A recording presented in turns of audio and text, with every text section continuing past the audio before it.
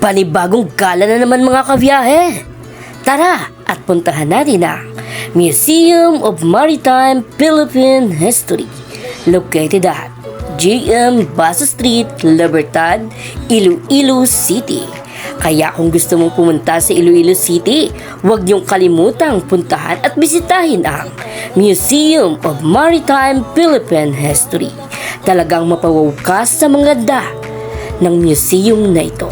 Sa kisami ka pa lang, talagang worth it at talagang napaka-joyful ng iyong gala dito sa museum na ito.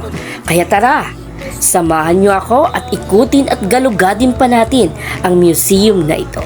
Ang museum na ito ay marami nating makikita dito ang mga buhay ng ating mga Pilipinong seafarer sa buong bansa. Dito natin makikita ang mga namatay na mga seafarer na ginawa ang kanilang mga sapatos na mga alaala lamang sila dito sa museum na ito. Hindi lamang yan kung paano pa lumago ang pagka-maritime ng mga taga Iloilo at ibang panig ng lugar o Visayas na ito. Kaya mga kabiyahe, kung gusto mo pa akong samahan, mag-follow ka na at mag-subscribe. Sa ngayon makikita nyo ang video ito. Ito yung mga sinatawag kong Soul of Seafarer. Kaya mga kabiyahe, patuloy lamang sa pagtangkilik at panonood sa aking paggagala at paglalakbay. Marami pa tayong mga pupuntahan at paalala lamang, bawal na bawa ang pagkuha ng mga video o pagkasunod-sunod ng mga video dito sa museum na ito. Dahil meron din silang kaunting privacy sa kanilang museum na ito. Basta sa akin, sulit na sulit at worth it ang iyong paggagala. At dito ko din makikita mga kabiyahe, ito yung tinatawag na manunggal jar na talagang dati lamang nakikita ko sa mga libro, sa mga school, sa paaralan, na talagang dito mismo sa museum na kasaysayan pandagat ng Pilipinas.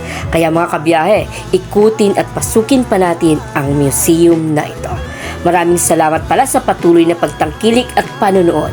At 1.4 ng ating panibagong channel na Biyahe ni Johnsky. At maraming salamat din sa aking Facebook page na Biyahe ni Johnsky na umabot na ng 8.k subscribers o followers. Kaya sana patuloy pa kayong magtangkilik at manood at pagsuporta sa aking paggagala at paglalakbay dito sa Iloilo City. Kaya mga kabiyahe, kung gusto nyo pang mga ganitong pag-vlog, panoorin sa aking YouTube channel. Marami pa tayong mga video roon.